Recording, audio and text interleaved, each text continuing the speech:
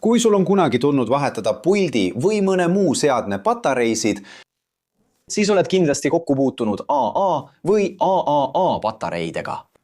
Aga miks patareidel on need tähed?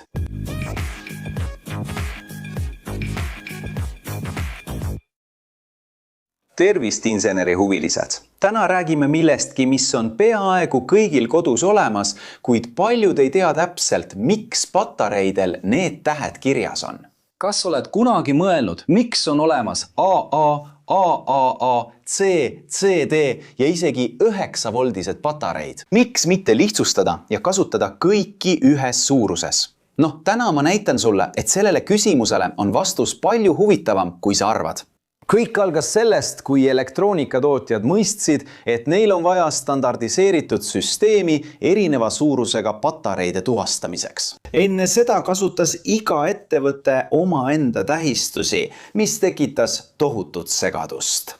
Kujutage ette, et proovite osta patareid oma kaugjuhtimispuldile ega tea, kas see patarei sobib või mitte. Seetõttu otsustasid rahvusvahelised organisatsioonid nagu ANSI, mis on American National Standards Institute, ja IEC, mis on International Electrotechnical Commission, luua ühtse standardi. Aga kuidas nad otsustasid, milline see standard olema saab?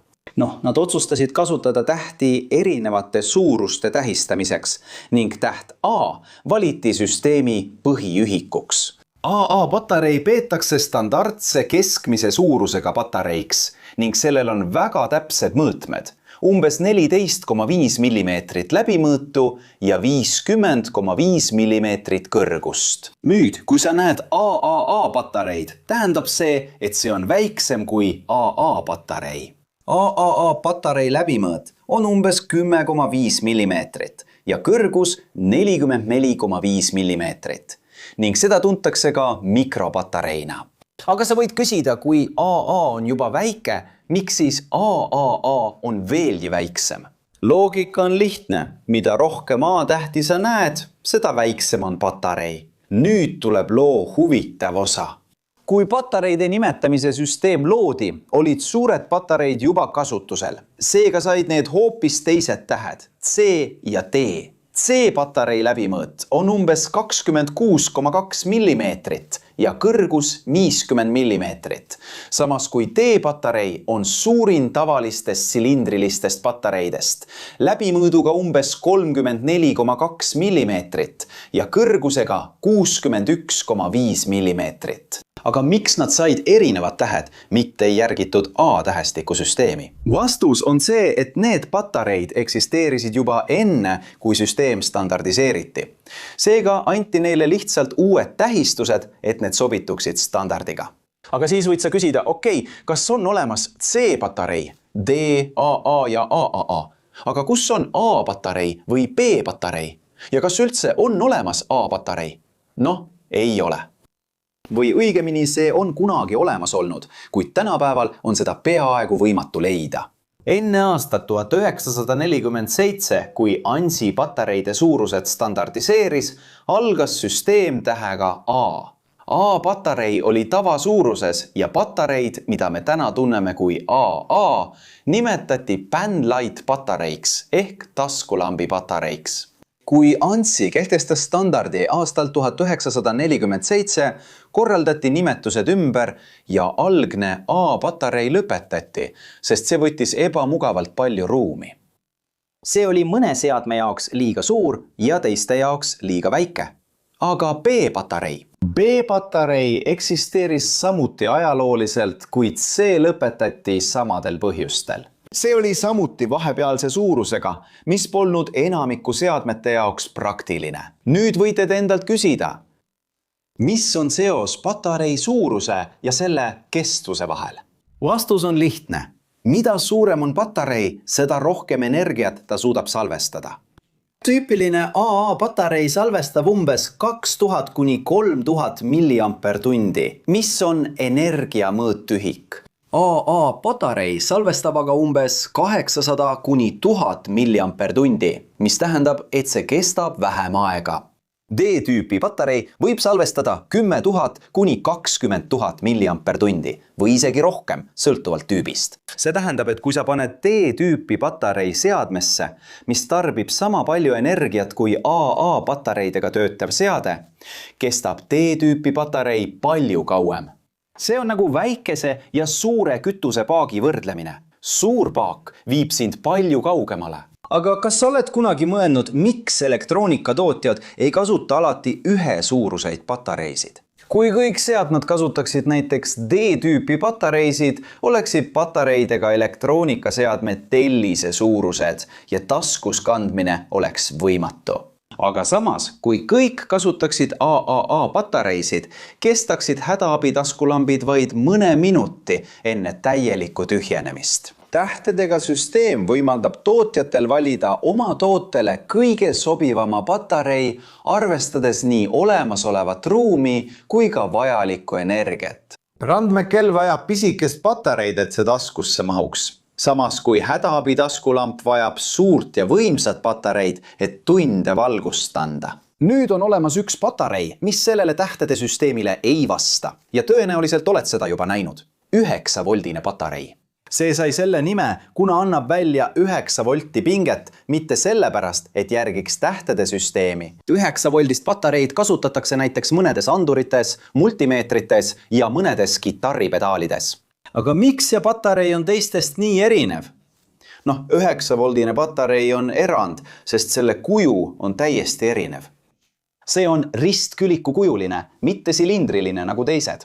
Põhjus on selles, et 9-voldine patarei peab andma kindla pinget, mida ei ole võimalik saavutada 1-silindrilise elemendiga. Seega sisaldab see sees 6 väikest elementi, mis on üksteise peale laotud, et saavutada 9 volti. See on nagu paneksid 6 õhupatareid ühte ristküliku kujulisse korpusesse üksteise peale. Lisaks suurusele on patareide puhul veel üks oluline number, mida pead teadma. Pinge.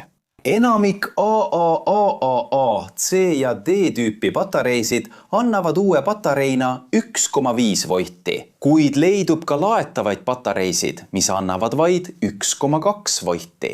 See väike 0,3 voldine erinevus võib tunduda tühine, kuid mõnede tundlike seadmete, näiteks vanemate digikaamerate puhul, võib see erinevus mõjutada jõudlust. Seetõttu töötavad mõned seadmed paremini AA alkalipatareidega, mis annavad 1,5 volti, kui laetavate patareidega, mis annavad vaid 1,2 volti.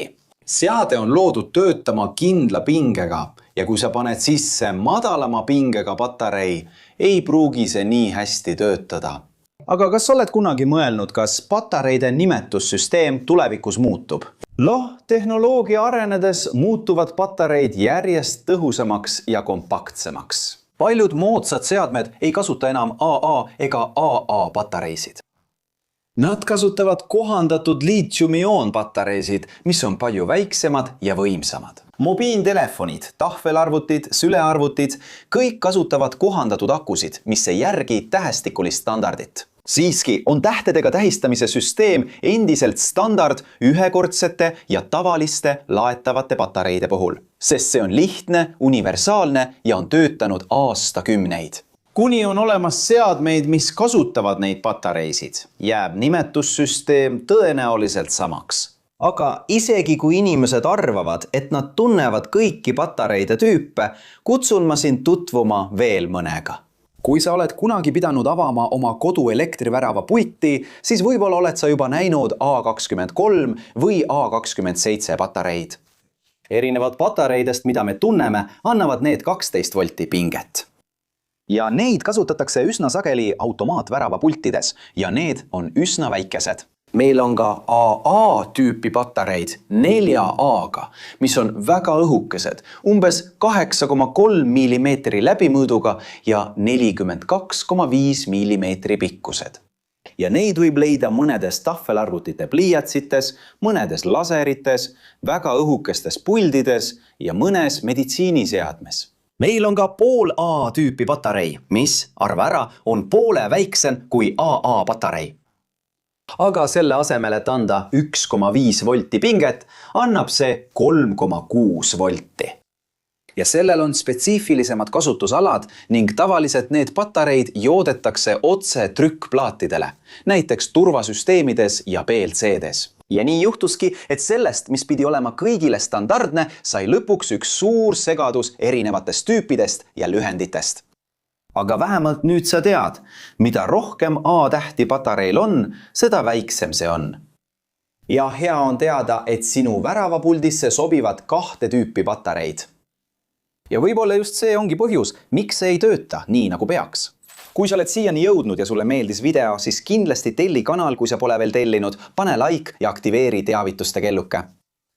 Nüüd räägi mulle, kas sa oled kunagi kaugjuhtimispuldi nuppu tugevamalt vajutanud, et proovida viimast tilka energiat patareist välja pigistada?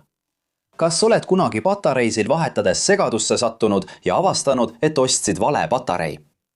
Või äkki oled juba uuendustega kaasas ja kasutad laetavaid patareisid ning oled juba leidnud AA-tüüpi patarei, mida saab otse USB-C kaabliga laadida? Räägi mulle kommentaarides. Siin kõrval on 2 huvitavat videot, mida sa pead kindlasti vaatama, et oma teadmisi laiendada ja uudishimu rahuldada.